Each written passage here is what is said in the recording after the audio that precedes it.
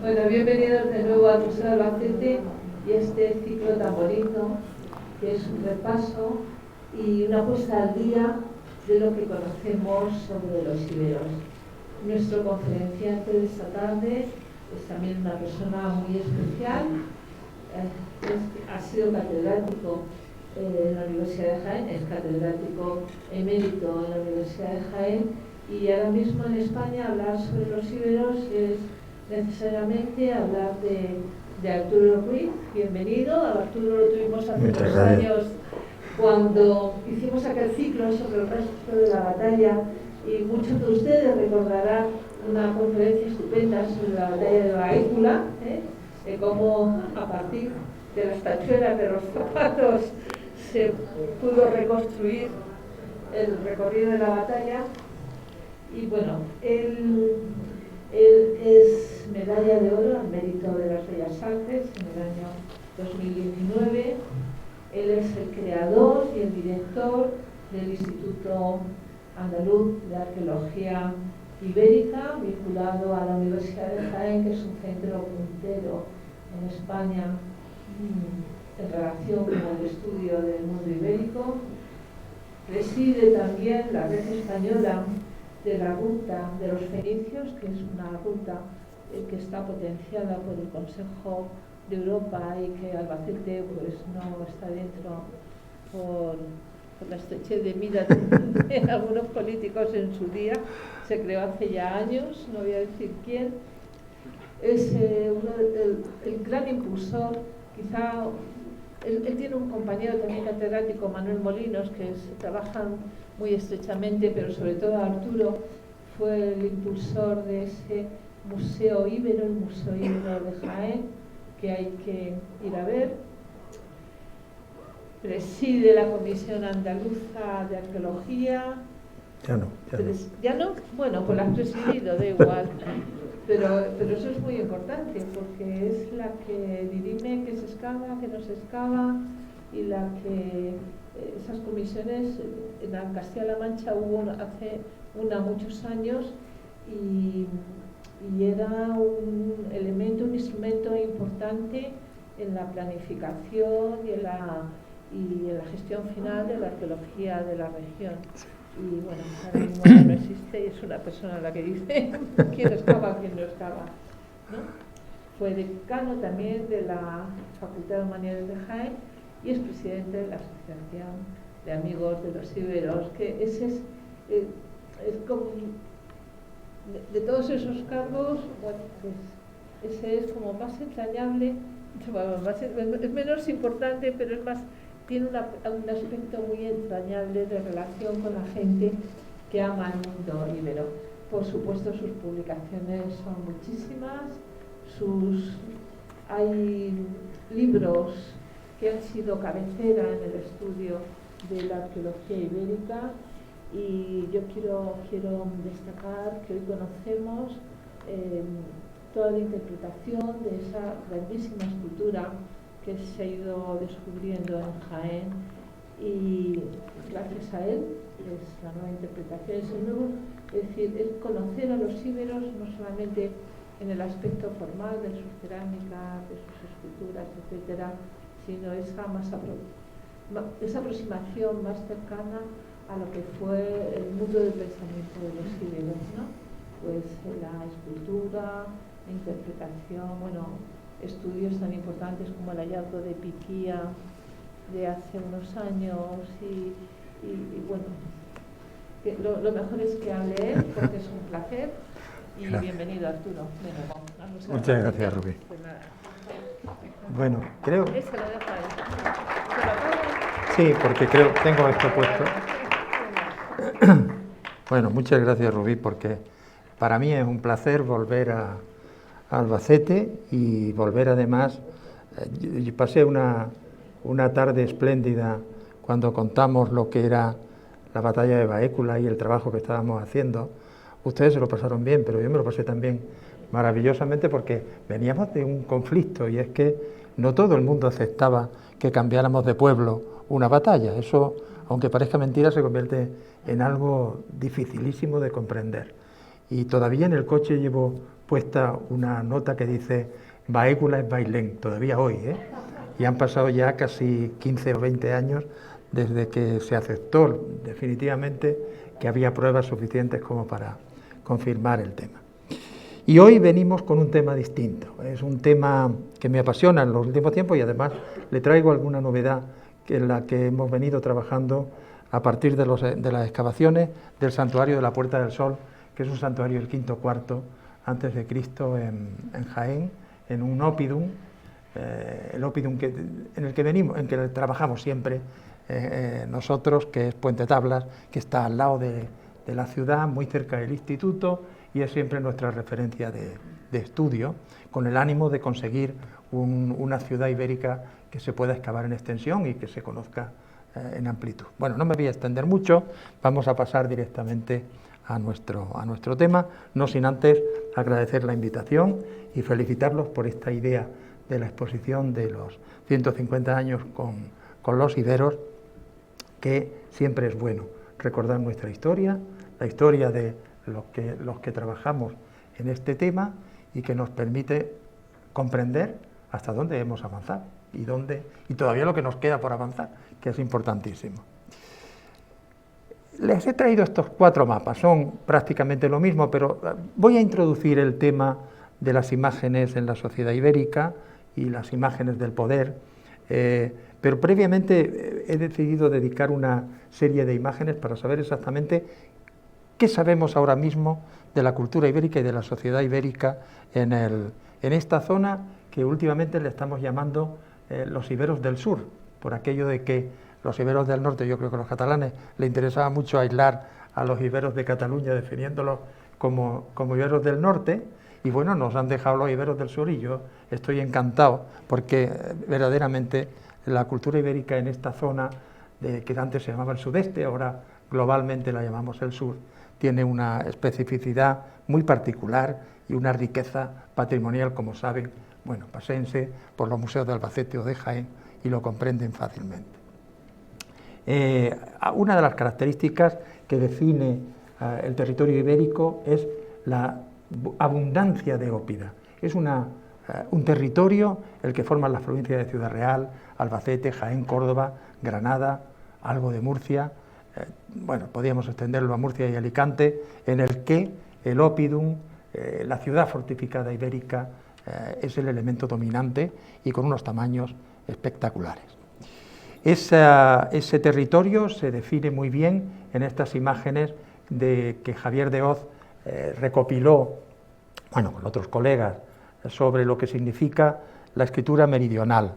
la escritura ibérica meridional, que se extiende pues prácticamente desde el sur del Júcar hasta la provincia de Córdoba, y sabemos que son lo que constituyen ese área que llamamos escritura ibérica sudoriental, que además arqueológicamente se ha podido contrastar. Aquí tienen las llamadas necrópolis bastetanas. Un colega amigo como es Fernando Quesada define muy bien estas necrópolis por la abundancia de tumbas. Lo conocen aquí en Albacete muy bien. Esas necrópolis no existen en otras zonas del área ibérica, y fíjense la frontera en el río Guadajoz de Córdoba, que es lo que nos permite distinguir perfectamente entre los túrdulos mentesanos, los oretanos y los bastetanos, y lo que quedaría al otro lado, que es la herencia tartésica de la Turdetania. Vamos a empezar, nos vamos a situar en el siglo VI, V, vamos a ver las imágenes de los personajes que en ese momento constituían las formas del poder en estos territorios, que no eran otros que los príncipes, y bueno, una herencia francesa nos ha hecho aceptar que las princesas no se llamen princesas y se llamen damas, pero es verdad que estamos hablando de príncipes y princesas, unos príncipes y princesas muy particulares porque se fundamentan en algo que los italianos, los investigadores italianos, sobre todo Bianchi Bandinelli, Torelli, Quarelli, en los últimos años definieron como los linajes gentilicios y que tienen un fundamento en un linaje que se articula en la familia nuclear, y esto lo hace que los linajes ya no sean como seguramente están pensando, que son linajes consanguíneos, sino que establecen unas fórmulas de incorporación a través de los sistemas redistributivos. No son sociedades de reciprocidad, de don contra don. Yo te doy algo, tú me das algo, sino que son sociedades que concentran la riqueza en un núcleo y ese núcleo distribuye las riquezas en función de las otras funciones que tienen que hacer a cambio. Ese pacto in fides que llamaba Torelli es lo que define la clientela, es decir, que las sociedades ibéricas son sociedades de tipo clientelar, son sociedades de familias nucleares, de dependencia clientelar, donde la ostentación, y ahí tienen las esculturas, es un elemento fundamental, y la identidad territorial en el oppidum se convierte en otro de los factores claves de identidad. Tuvimos la suerte hace algunos años, Carmen Rízquez, Francisca Hornos, Manuel Molinos y yo, para una reunión que hubo en Madrid sobre las necrópolis, después hemos seguido avanzando, de contar con un estudio como es la necrópolis de Baza, que en su momento Presedo excavó, donde apareció la dama, aquí tienen la tumba de la dama, y gracias a la excelente recogida de información que hizo Presedo en aquel momento, hoy sería evidentemente muy criticable, pero es evidente que en ese momento eran, uno de los mejores registros de necrópolis que tenemos, ha permitido saber cómo era un sistema gentilicio, donde hay una tumba, que es la de la dama, una tumba que no es una diosa, no se pretende identificar en la dama de Baza una diosa, sino una princesa, pero una princesa seguramente, como después veremos, una antepasada. Y a partir de aquí hemos jugado con la rueda de carro, con la presencia de carro, con las cráteras griegas y con los braseros, que son en realidad unas palanganas de bronce para la libación, y hemos visto su distribución en la necrópolis, de tal manera que tenemos una zona que tiene carro, crátera y brasero, y otras tumbas que se distinguen porque están distanciadas, pero fíjense que a una distancia más o menos igual, y que ya no tienen carro, es decir, que el carro es el elemento que distingue jerárquicamente el papel del príncipe, que sería la tumba 176, que es esta que hay aquí, y el papel de las otras tumbas aristocráticas que caracterizan esa. Aquí se ve muy claro que son panteones familiares, y esto es un tema interesantísimo. Y luego hemos observado que, según la zona de la necrópolis, tienen un tipo de urna, esta de cuello esbasado, o tienen otro tipo de urna, que es el cálatos, que es los puntos rojos. Fíjense en la zona de puntos rojos, que coincide además con las imitaciones de crátera indígenas, no con las cráteras griegas. Esas están concentradas en las tumbas aristocráticas, y fíjense en la asociación Falcata Soliferrum, como aparece también vinculada a la misma zona. Bueno, es muy interesante porque una de las cosas que caracteriza a la clientela es la asociación de regalos. Son productos que seguramente el príncipe les regala a sus clientes, y esto es lo que nos permite distinguir en Baza la zona que serían las tumbas de los clientes y las tumbas que serían estas azules, las tumbas de los parientes, de los que pertenecerían a las familias del príncipe. Bueno, esto no quiere decir que haya una identidad linaje gentilicio con oppidum. Las variantes son muy grandes. Aquí tenemos el caso de Cástulo, muy complicado porque Cástulo es una ciudad ibérica muy deteriorada por el expolio, sobre todo en las necrópolis, y fíjense, hemos encontrado, o ha documentado en su momento Blázquez, José María Blázquez, documentó dos grandes tumbas monumentales, y una de plataforma y otra de cámara. Encontró conjuntos de queimelia, que son productos más antiguos, muy ricos, que se amortizan en la tumba, posiblemente procedentes de los antepasados, y esto nos marca que es posible que tuviéramos dos núcleos de necrópolis, no tantas, hay muchas tumbas distribuidas alrededor de Cástulo, pero aquí hay dos en concreto. Hay estas otras muchos núcleos que estoy señalando aquí en azul, y hay una necrópolis de tipo Baza, como la que hemos visto, que es la de Estacar de Rovarinas. Bueno, pues muchas de estas necrópolis pequeñas no aguantaron el paso del tiempo y a principios del siglo IV desaparecieron, de tal manera que ha quedado un único núcleo este que vemos aquí, que es el que correspondería realmente a una necrópolis de tipo gentilicio. Y esta otra, que sin embargo mantiene pequeñas necrópolis, es también muy interesante porque cuando tenemos el mapa de la necrópolis, aquí vemos algo parecido a lo que hemos visto en Baza, pero aquí en cambio encontramos otro modelo de sociedad, como si fuera una familia extensa en la que los hombres se separan de las mujeres porque están asociados a las armas, preferentemente, y las mujeres, y se guardan unas distancias mayores entre ellas, con tumbas que no son más ricas, es decir, cerámica griega tienen unas y otras, pero que nos marcan perfectamente que estamos ante dos conceptos de linaje. Por un lado el linaje gentilicio y por otro lado un linaje todavía de tipo patriarcal o de tipo consanguíneo, que es el que hay en la segunda necrópolis. Bueno, esto nos sirve de introducción para acercarnos a la imagen. La imagen primera que nos llega en los siglos VI-V de estos príncipes no es precisamente de los príncipes, sino de la diosa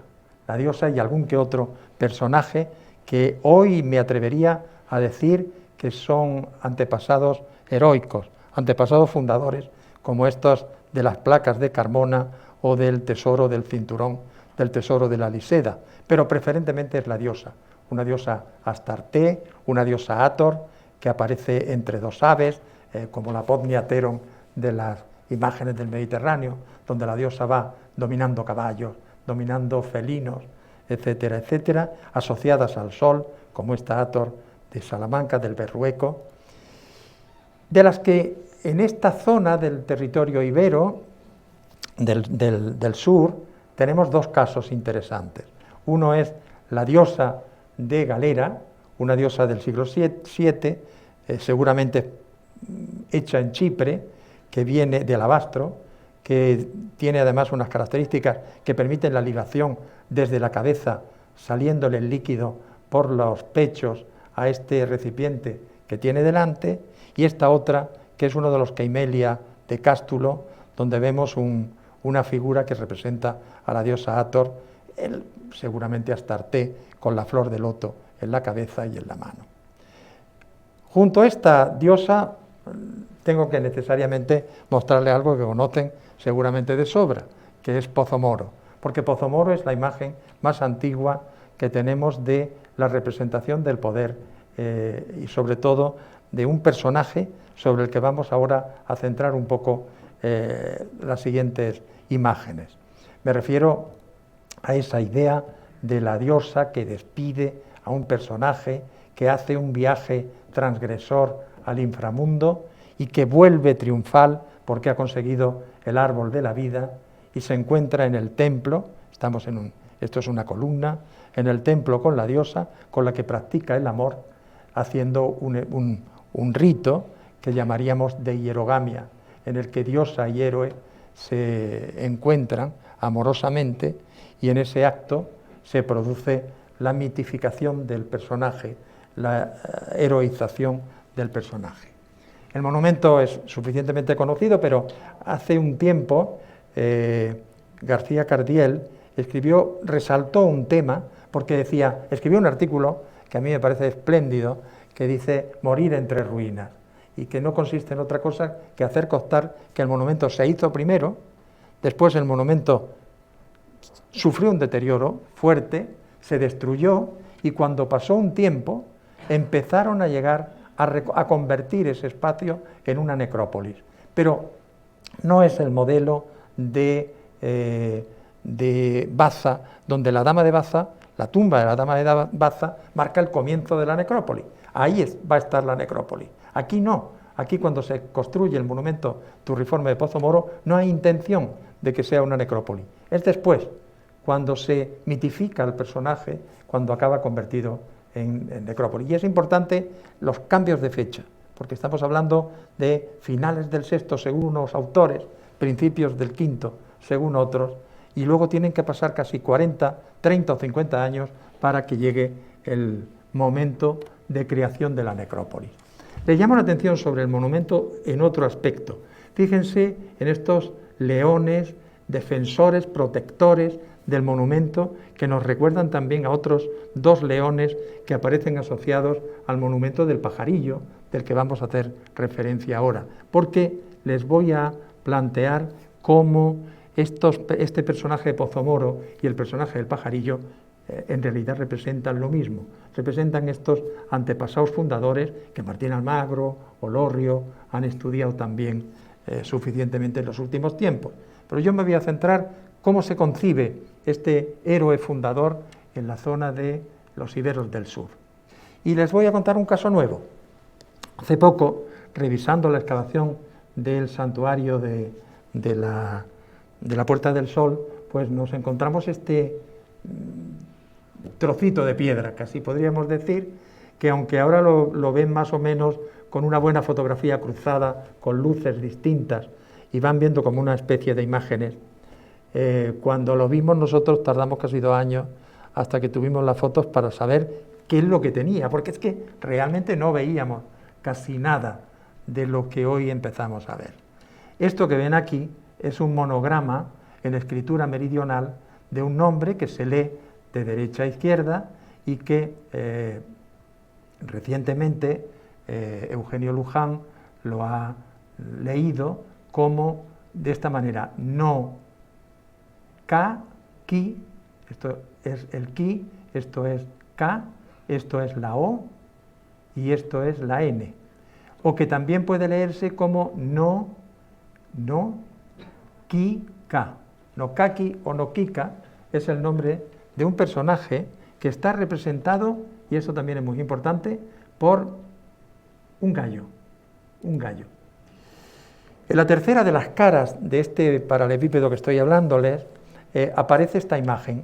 Esta imagen ahora la vemos todos, pero les puedo asegurar que yo me tiré 1 año dándole vueltas para arriba, para abajo, y no conseguía ver nada. Pero es un personaje que aparece aquí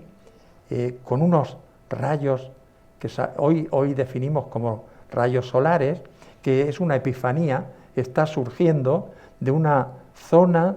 en zigzag que luego hemos podido reconocer como el paisaje de montañas del horizonte que se ve desde la Puerta de Puente Tablas. Ahora lo veremos. Y que además Torelli me hizo notar que la presencia de estas hojas que recuerdan palmeras se asocian en el mundo etrusco y en el mundo romano a los antepasados. Es normalmente un símbolo propio de los antepasados. Es decir, que teníamos un personaje que nace de las montañas, que parece un sol, que tiene símbolos de antepasados y que se llama Nokaki o Nokika, dependiendo de cómo hagamos la lectura. Fíjense en estas líneas cruzadas que tenemos aquí y que hacen este dibujo.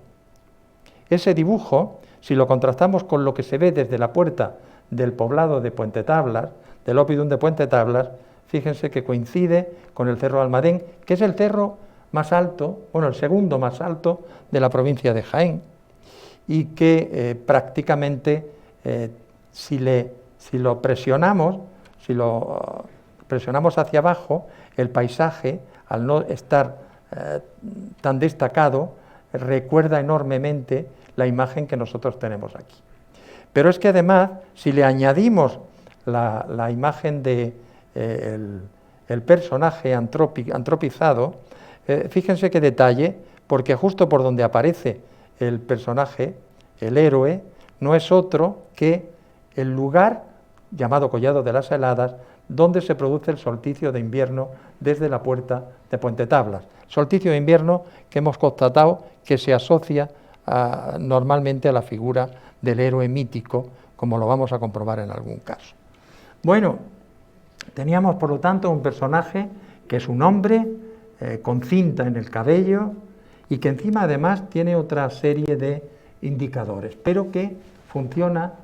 asociado al solsticio de invierno. Y fíjense en el pajarillo, nos vamos otra vez al monumento de Huelma, donde se lucha un lobo contra un héroe que, como hemos visto, tiene cerca los 2 leones que protegen el monumento como en Pozomoro. Y fíjense lo que pasa en el solsticio de invierno. César Esteban nos hizo notar, que es un arqueoastrónomo, nos hizo notar, y lo hemos comprobado con estas imágenes que tienen aquí, que el Sol, la tarde del solsticio de invierno, rueda por una ladera hasta desaparecer por el fondo de la base de la colina. Hay más cosas. Este personaje tiene una serie de protuberancias, aquí y aquí 3, que recuerda la posición que tienen las estrellas, primero la propia estrella de Antares en la constelación de Escorpio, aquí las vemos las 3, y luego hay un dibujo, este que ven aquí, en la grabación, aquí lo tenemos, que es una especie de síntesis de la constelación de Escorpio, es decir, que nos está asociando la constelación de Escorpio con el solsticio de invierno, con el paisaje de Puente Tablas, y todo eso coincide con esta secuencia que es la que vemos a lo largo de un ciclo anual frente a la puerta de Puente Tablas, que comienza el 4 de agosto y que termina el 25 que termina el 25 de marzo del año siguiente. El Sol ha venido hasta el solsticio de invierno y luego vuelve, y que nos marca una serie de hitos en el paisaje asociados a efectos de orientación astronómica. Pero no es solo eso, es que eso está en relación directa con, este es el santuario, con la puerta de Puente Tablas, porque cada vez que se produce un hecho o un hito astronómico importante marcado en el paisaje, coincide con un hito constructivo y arquitectónico de la puerta. Es decir, que hay un interés particular desde el punto de vista antrópico de hacer notar ese proceso que nos está marcando Nokaki. Vamos a verlo más. Empieza el 4 de agosto, el Sol,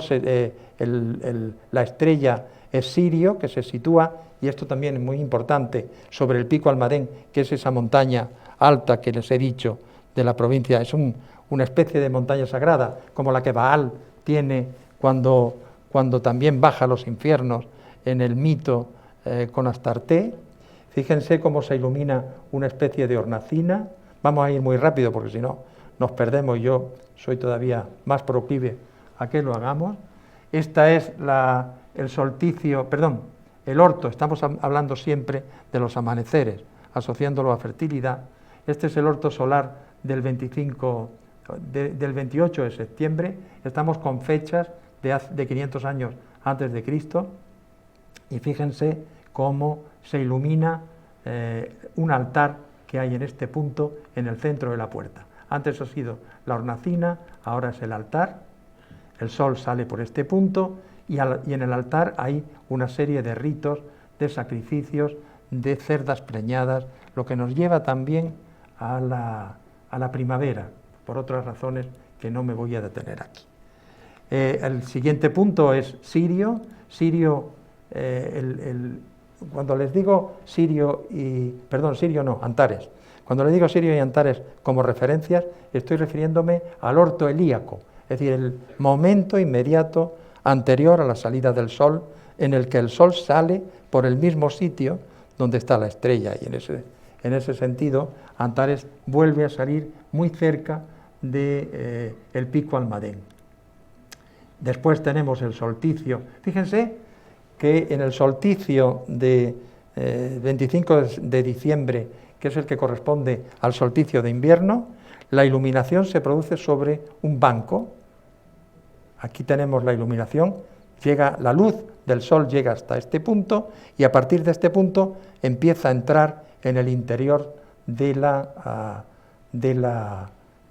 ópidum. Lo primero que ilumina es esta ventana,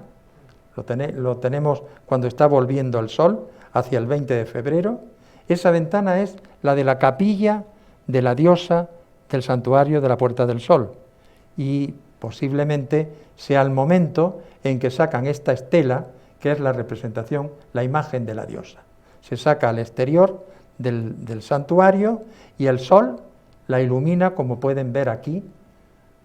de una manera espectacular, porque realmente le marca las líneas de la propia piedra, haciendo que aparezca el velo que normalmente uno no es capaz de ver si el sol no está rociando la estela de la diosa. Aquí la tienen, con el sol saliendo, la diosa iluminada, la sombra de la diosa alargada, como ven, y luego la sombra. Aquí hemos reconstruido la puerta para que se vean los efectos posteriores. La puerta se va viniendo conforme el sol sube, se va restringiendo y empieza a ocultar a la diosa, a darle sombra a la diosa, hasta que nos la presenta con esta imagen que tienen aquí, que es una imagen real, no es una imagen ficticia. Justo en ese momento, en el interior del del santuario, hay una habitación con una cueva. En esa cueva, que hemos también reconstruido experimentalmente el interior de la habitación, tiene un portillo por donde entra el sol en el equinoccio de primavera y proyecta esta imagen que ven aquí, que es una imagen alargada. Después volveremos a hablar de esta imagen como de una dama con una tiara que poco a poco va avanzando hasta que se mete en el interior de la cueva. No piensen que es imaginación, vamos a ver ahora un caso posteriormente, y además hay un dato recogido por Fraser en el 19, donde dice: en Abqa, en Siria, hoy en el Líbano,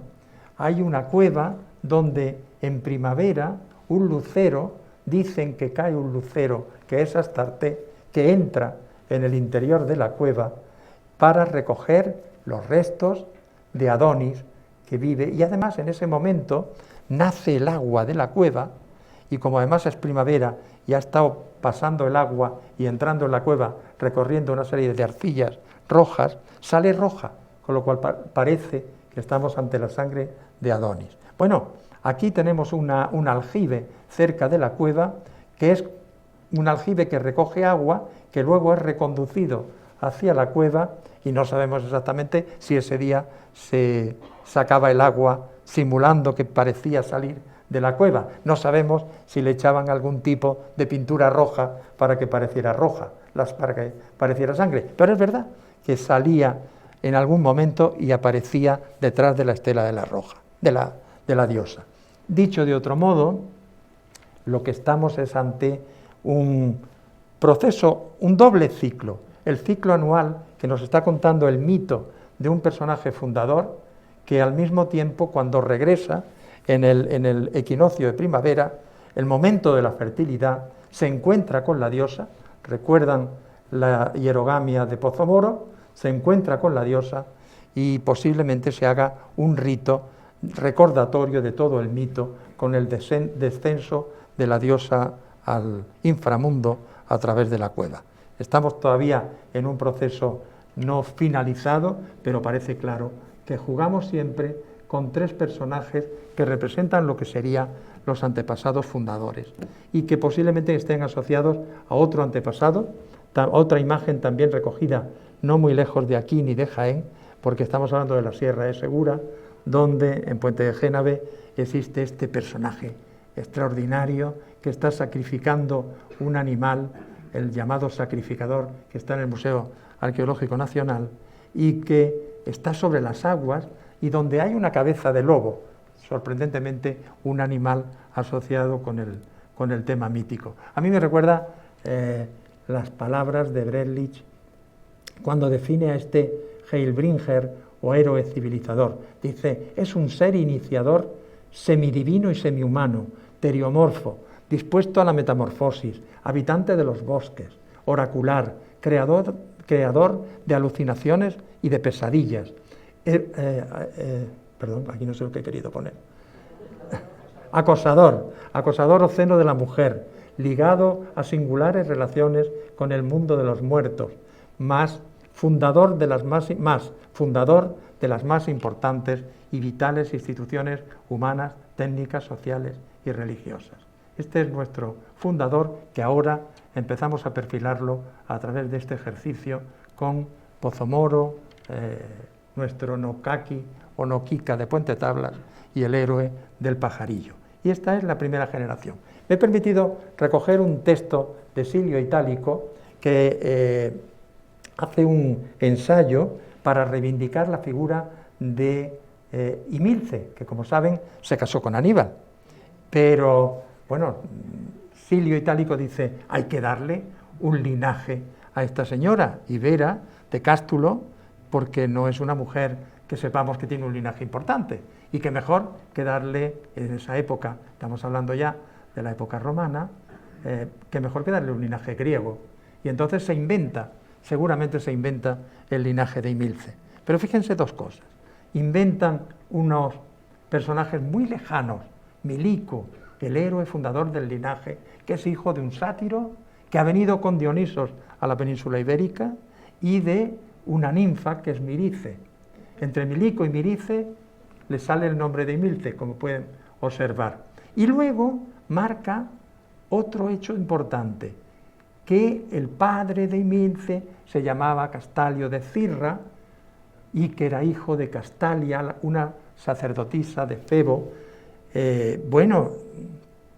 Estamos hablando de personajes que se vinculan a Apolo y al santuario de Delfos, es decir, que son personajes muy importantes. Pero lo que me llama la atención es que dice, Castalio de Cirra dio el nombre de su madre a la ciudad de Cástulo. Es decir, lo que hacen estos antepasados es dar la identidad del Oppidum, darle identidad al Oppidum, mientras que los antiguos son los fundadores del linaje. Estos segundos antepasados son los que podríamos definir como los antepasados de segunda generación o antepasados del linaje. Me voy a ir a Porcuna. Tengo necesariamente que mostrarles algo que van a ver aquí dentro de pocos días, que es los luchadores, los pugilistas, los niños, porque Porcuna es un monumento, es un compendio del concepto de poder del que estamos hablando. Cuenta la historia de un linaje desde que el aristócrata es un niño hasta que el aristócrata es un adulto, es un antepasado. Y en medio de toda esa historia nos lo muestra luchando con animales míticos, como este grifo, ya un poquito mayor, pero también yendo de caza menor para cazar una liebre, o aprendiendo a luchar, porque lo importante son los duelos, no lo olviden. Estas dos imágenes que tienen aquí, de los dos imágenes de los duelos más representativas de Porcuna, el guerrero que lancea a un vencido y que le va a meter una lanza por la boca, de hecho la lanza sale a la espalda de este personaje, o este otro que es el más conocido, el guerrero número 1 de Porcuna, que seguramente este pie que hay aquí sea el suyo, y es un guerrero muerto al que, como como muestra Homero en la Ilíada, un ave rapaz se posa sobre su hombro, quedan las huellas de las patas del ave, y le va a coger el alma para llevarla al inframundo. Bueno, todo esto nos ha llevado a una interpretación que no me voy a detener aquí, es la idea de una torre con diferentes niveles, donde iría contando cómo en la crátera de Eufronio las etapas de la vida de un linaje, de un héroe, pero me interesa, ahora mismo el Museo de Jaén tiene, bueno, ahora ya no, porque están ya repartidos entre la exposición del Museo Ibero y otras exposiciones que se están celebrando por todos sitios, pero hay algo que me interesa, son estos personajes hieráticos que aparecen al fondo lo han colocado al fondo del conjunto, y que son personajes que identificamos como los antepasados. Menos uno, este que hay aquí, que yo mismo lo utilicé como comisario de la exposición de la dama, el príncipe, el héroe y la diosa, como una representación de un apotniatero, de una diosa, aunque siempre ha quedado la duda de si podía ser un individuo masculino. Lo que sí estoy de acuerdo, y estamos de acuerdo gran parte de los que hemos trabajado este tema, es que el tamaño de esta pieza es tal que, como dice Ricardo Olmos, no cabe duda que estamos ante una divinidad. Pero esa divinidad masculina es una divinidad femenina. En principio, estas cabras que parece con policromía, fíjense, que parece dominar el personaje, podrían recordarnos a una diosa, pero no hay que descartar que pudiera tratarse de un dios. Y si es un dios, la imagen del dios no se conoce en el mundo ibérico hasta muy tarde, luego tendríamos que pensar en este tipo de personajes heroicos, fundadores, de los que estamos hablando. O puede ser este, que está haciendo una masturbación, este torso fálico que, no sé por qué, cuando se diseñó la disposición de las esculturas de Porcuna, sería la época, estamos hablando de los años 70, de las esculturas en el Museo de Jaén, se colocó al pobre en un rinconcito como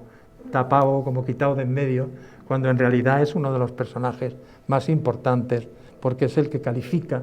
el carácter gentilicio del grupo y pudo ser la representación del antepasado. Pero junto a ello hay dos personajes en dos esculturas extraordinarias, que es lo que llamaríamos la representación del matrimonio. Un hombre y una mujer, con una facha muy griega, como pueden observar, sobre todo en el personaje masculino, y que podrían definir la generación de antepasados, la segunda generación de antepasados, los antepasados familiares.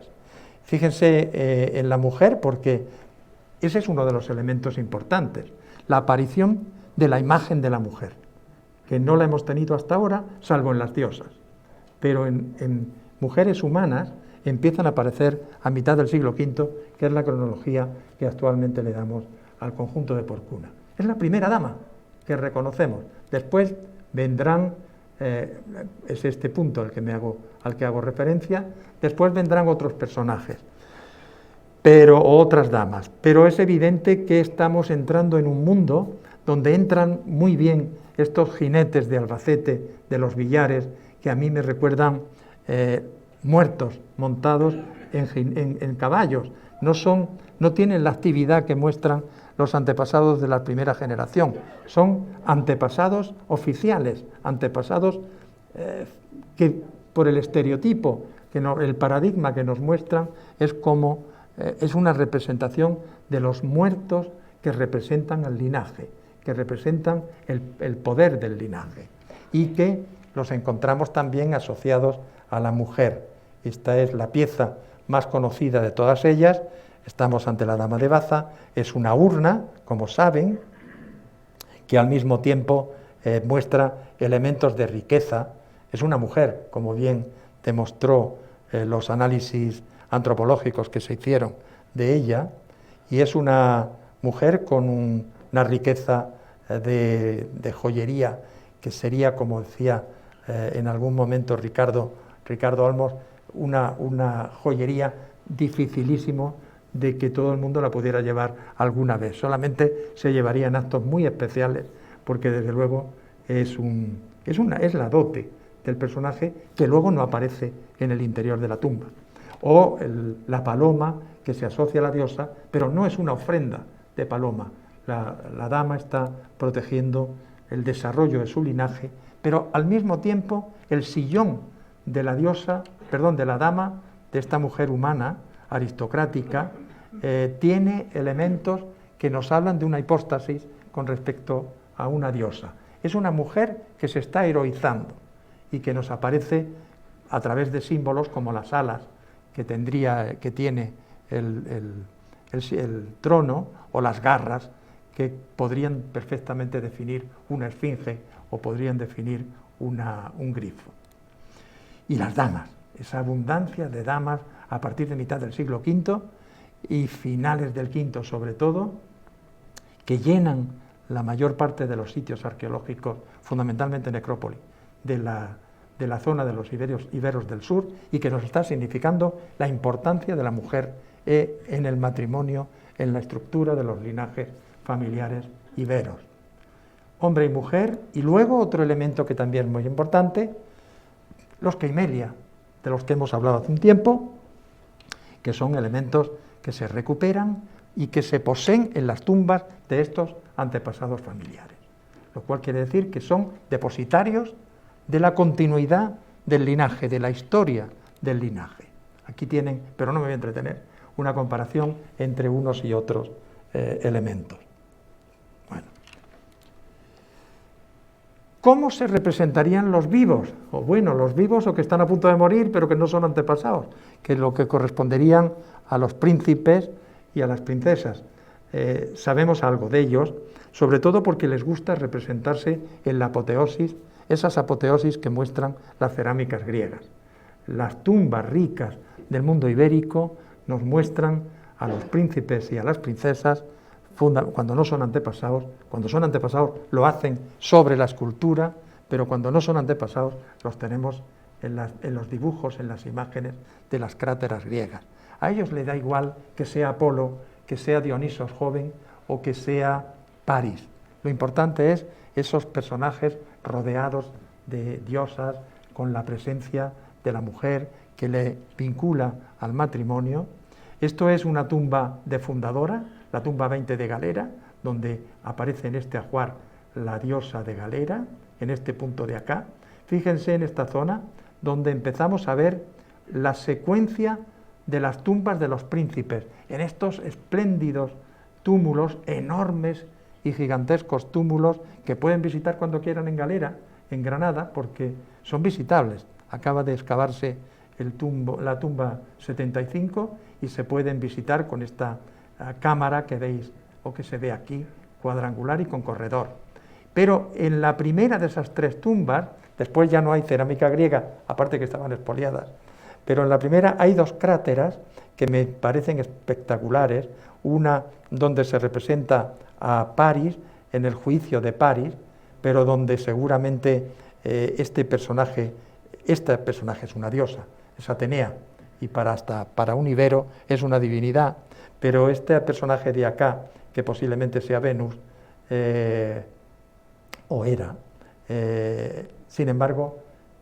es posiblemente la mujer ante la imagen de los reyes y los príncipes iberos, es el matrimonio, la representación del matrimonio. Aquí se ve también muy bien con el personaje principal y al lado la mujer. Y esto, para que vean, volvemos a la tumba, a la necrópolis de Baza. Esta es la tumba 176. Vean, en una crátera aparece Dionisos, en medio de una fiesta dionisíaca, y en la otra, al lado, seguramente estaba junto a ella, aparece esta mujer, que es Ariadna, y que está mirando, fíjense cómo se mirarían si yo colocara las dos cráteras una junto a otra, y que estarían expresando el concepto del matrimonio, la apoteosis del matrimonio y de la heroización, que es el elemento que caracteriza estas cráteras. Aquí tienen diferentes tumbas de príncipes iberos de la zona de Granada y Jaén, con la representación, este es de Cástulo, de la tumba escalonada. Esto es la única crátera que sabemos que pertenece realmente a la cámara de Toya, en Peal de Becerro, donde tenemos al príncipe y donde tenemos a la mujer con la cinta del amor, en la apoteosis de estos dos cupidos que están junto al personaje principal, y este personaje que no se interpreta como una divinidad, barbado, podía representar el antepasado junto con la nueva generación, la continuidad del linaje. No se olviden que lo importante en un linaje es la herencia y que el matrimonio lo que está asegurando es la continuidad del linaje. Bueno, así se representan las figuras de los príncipes. Pero a finales del siglo IV se produce algo muy importante. Hay una crisis que yo creo que con los que estudiamos los iberos, en los próximos años tendremos que empezar a valorar que los iberos tienen 4 fases hoy. La del sexto, que es la antigua, la plena 1, se ha llamado también la plena 2 y la tardía. Pero realmente, como si fuera esto los 10 mandamientos, se pueden reducir a 2.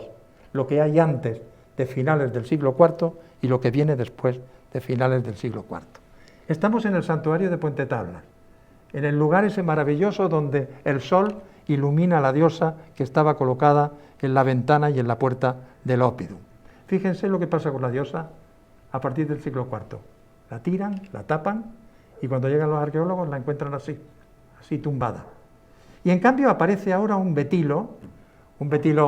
muy ortodoxo, muy púnico en sus características, que se lleva al palacio y se coloca en la capilla doméstica de los antepasados familiares del príncipe, en una posición que, como ven aquí, va asociado a un ritual y que está asociado también al equinoccio, solo que no al equinoccio en los momentos de fertilidad, que es en el orto, por la mañana, sino por la tarde, en el ocaso, cuando llega el momento de los muertos. Y la diosa ha pasado de representar la fertilidad con la hierogamia y el antepasado fundador seguramente lo han tirado, nosotros nos encontramos el arita justo al lado de la diosa, de la estela de la diosa. Ahora no interesa tanto eso, a partir del siglo IV lo que nos interesa son los antepasados familiares, las casas dinásticas y estas diosas que protegen directamente al príncipe en el palacio. Ha cambiado la sociedad y nos encontramos con que poco a poco empiezan a hacerse notar estos personajes que reconocemos en los esbotos de Sierra Morena, que aparecen a cientos, que aparecen a miles. Si uno visita cualquier museo de Europa, desde Bruselas, París, el British, se encuentra, por supuesto, los propios museos españoles, se encuentra esbotos de bronce de estas características, que en su mayoría proceden de dos sitios arqueológicos, que son de Sierra Morena, Santa Elena y Castellar, aunque también los hay, como saben, de Alarcos, o los hay también en la zona de Murcia. Bueno, pero es que eso coincide también con el momento en que empieza a generalizarse la imagen a través de estos esbotos en piedra que también a partir del siglo III empiezan a aparecer en el santuario del Cerro de los Santos, de los que no lo voy a hablar porque ya han hablado aquí, van a seguir hablando, pero sí me gustaría sobre todo resaltarle ese factor. Y lo volvemos a encontrar en los santuarios que hay periurbanos en la zona que va desde la campiña de Jaén a la campiña de Córdoba, Torreparedones, Atalayuelas de Fuerte del Rey, también en este caso en piedra. Personajes muy toscos, pero a veces espléndidos, como esta famosa danza bastetana, que no es tal danza, sino la presentación ante la divinidad de una familia. Ya no se presentan, estamos a finales del siglo I antes de Cristo, perdón, a finales del siglo II, principios del siglo I, y la familia se presenta en una familia corriente, no son aristócratas, son personajes normales que se presentan ante la divinidad. Bueno, aquí tenéis casos, como esto lo voy a pasar muy rápido, como los santuarios en cueva. Hemos cambiado, la imagen antes monumental se hacía en las necrópolis, ahora las imágenes las vamos a ver en los santuarios. Santuarios en cueva, ahora recientemente, y fijaros, esta cueva es Castellar, en el ocaso del equinoccio, la luz solar entra en la cueva, se proyecta sobre hornacina, una hornacina, y nos sale esta imagen que vuelve a ser la que habíamos visto antes en Puente Tablas. Una representación de un personaje con tiara, miren este que hay aquí, femenino, que conforme el sol se va yendo, se va diluyendo, porque se supone que entra en el interior de la cueva. También hemos podido observar que hay santuarios que no dejan huella, como una cueva o como la arquitectura. Este es un caso reciente. Cuando pasen algún día por la autovía que va desde Albacete, o que irá algún día, espero, desde Albacete hasta Jaén, pues supongo que llegará un momento en que no verán nada más que la autovía. Pero allí, justo en la parte alta de la loma de Úbeda, hay este sitio que ven aquí, donde nos enteramos que algunos expoliadores estaban encontrando esbotos. Fuimos, conseguimos que se parara todo, estuvimos haciendo una intervención, no hay absolutamente nada construido.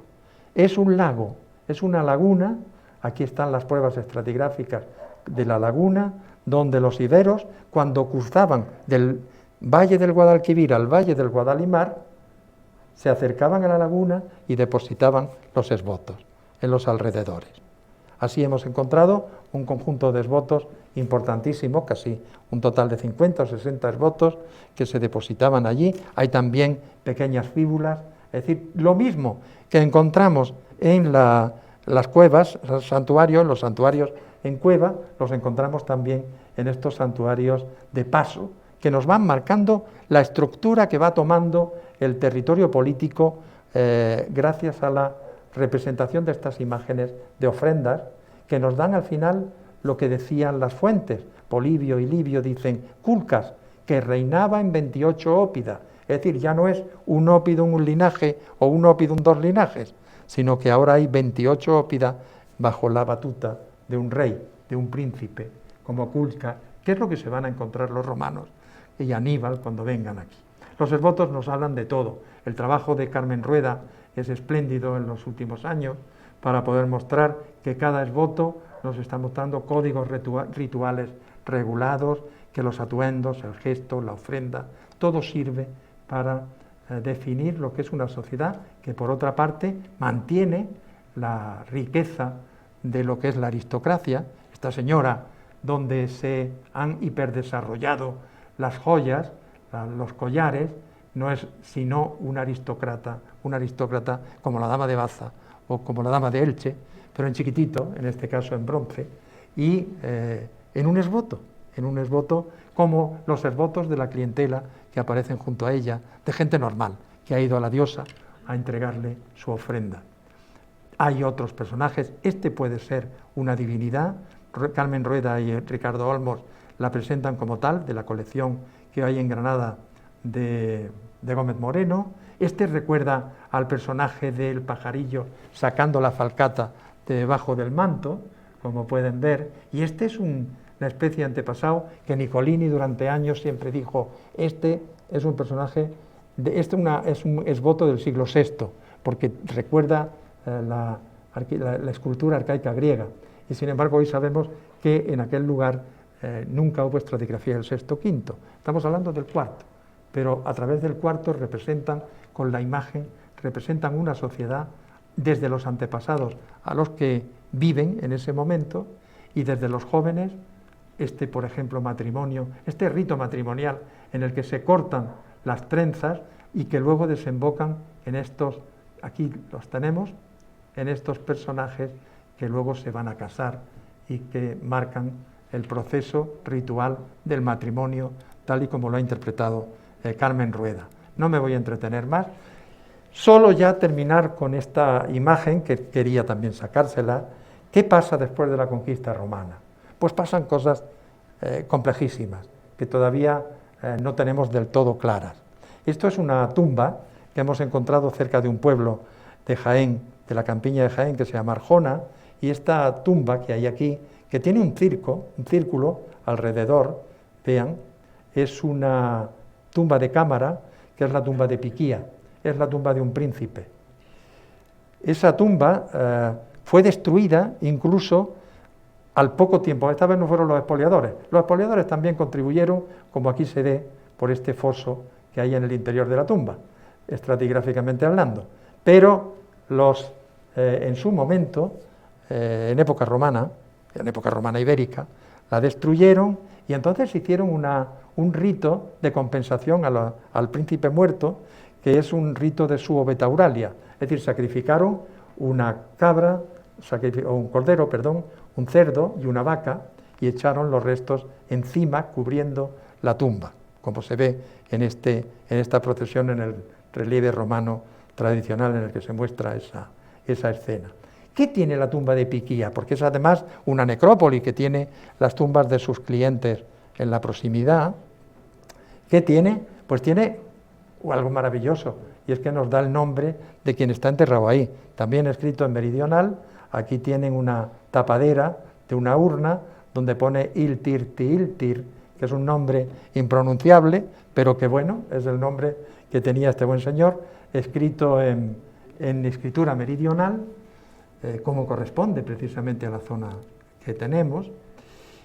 con cosas ibéricas como este carro o este pasarriendas maravilloso, espléndido, de una especie de Hércules con un lobo que lo lleva casi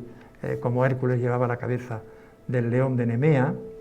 una colección espléndida de cerámicas griegas, pero este señor cuando se entierra, bueno, es una tumba familiar, pero suponemos que el personaje principal cuando se entierra, si no sería su hijo, porque estamos hablando de dos hombres, uno adulto maduro y otro joven, cuando se entierra como un romano. Fíjense el detalle de una lorica amata, por cierto la más antigua, según Fernando Quesada, que hay en la península, una espada que es un gladius romano, este fragmento de vidrio, cuando todavía los iberos no saben fabricar el vidrio, y, como no, una ánfora Dressel colocada debajo de un canalito para que desde fuera de la tumba echarle el vino en la libación y que llegara directamente a la ánfora para alimentar al enterrado en ese lugar. Y sobre todo, sorprendiendo con esta idea tan moderna de hacerse romano en la manera de vestir y en ciertos rituales, aquí tienen un conjunto de Queimelia que son en realidad 4 cráteras griegas del siglo V, de finales del siglo V, principios del IV, hechas en Atenas, que se han conservado seguramente en alguna tumba y se han extraído de la tumba, ahora lo veremos, o estas armas, y que son de personajes del IV. Es decir, se está haciendo un nuevo cupo de antepasados con los que fueron los príncipes del V-IV, antes de que se produjera toda esa explosión demográfica de imágenes, que es el finales del IV, principios del III. Estas son las imágenes, la fiesta de la boda antes de terminar, antes del matrimonio, ella preparándose para el matrimonio, es Helena, en realidad ante Venus, el matrimonio como tal, y luego la heroización con Heracles, la heroización del personaje y la presencia ya del personaje en el Olimpo, rodeada por Zeus, Palas Atenea, es decir, toda la historia de matrimonio, heroización, que son los aspectos que venimos siguiendo hasta ahora. ¿Qué ha pasado o qué pudo pasar? Nosotros lo interpretamos así. Había un gran oppidum en el siglo V-IV, en el centro del valle del Salado de los Villares o Salado de Arjona, que era esta ciudad o este oppidum de 20 hectáreas que se llama Villargordo, este que ven aquí, este oppidum tan enorme. Con la Segunda Guerra Púnica, ese oppidum desapareció. Bueno, desapareció no, los romanos, porque seguramente habían tomado parte por los cartagineses, pues lo despoblaron. Y es posible que alguna de esas, una parte del linaje, se trasladara un poco más al norte, aproximándose a lo que iba a ser la vía Augustea, que pasaría junto al Guadalquivir, y se sitúa en Arjona, donde hay una fundación de un oppidum en el siglo II, principio del II. Bueno, es posible que se llevaran las cráteras y las armas de sus antepasados al nuevo lugar y que luego fueran amortizadas como Queimelia. Bueno, termino, y esta vez de verdad. Este momento de refundación de los linajes coincide con la recuperación de imágenes que teníamos perdidas. En el siglo III no hay personajes claros que dominen los animales. Esta figura podía recordarnos los viejos héroes, fundadores, pero en este caso ya convertidos en dioses. Es esta imagen del dominador de caballos, el Diomedes, que reconocemos en el cerro, en el llano de la Consolación, donde hay uno, o que reconocemos en Mogón, como es este caso. Y de pronto otra vez aparece las hierogamias, esta maravillosa pieza que he tenido la oportunidad de volver a ver hoy aquí en la preparación de la exposición que van a tener, pues nos muestra a este pequeño personaje ante la gran diosa que va a hacer el amor con ella, se tiene que subir sobre un tablero pequeño para llegar a alcanzarla, y que no es sino la misma hierogamia que tenemos en Pozomoro. Lo que expresaba en definitiva, primero vemos diosas, vemos estos héroes fundadores, el de Pozomoro, después vamos viendo cómo estos héroes fundadores empiezan a compartir el mundo con los antepasados familiares, la dama, la mujer, se hace presente a través del matrimonio, y después podemos observar cómo es posible que los antepasados se divinicen, por así decirlo, se conviertan en dioses. Hay un dios latino que a mí me llama mucho la atención, que es Indiges, que es un dios que aparece con los rayos solares y con la forma, a veces, de un antepasado fundador. Y decía Torelli que una de las cosas maravillosas del Sol es que lo importante del Sol no es cuando durante el día atraviesa la esfera celestial o celeste, sino cuando llega la noche y se pierde en el inframundo, el Sol o quien lo represente tiene la oportunidad de hablar con los antepasados. Y cuando amanece al día siguiente, el gallo, ¿se acuerdan del gallo que veíamos al principio? Es la recuperación de un animal que nos canta que vuelve el sol y que nos trae las nuevas de los antepasados. Y desde luego, como no, a partir del siglo III, la explosión que supone el desarrollo de la visión global de toda la sociedad ibera, clientes, aristócratas, toda la sociedad se nos hace visible en la imagen. Muchas gracias.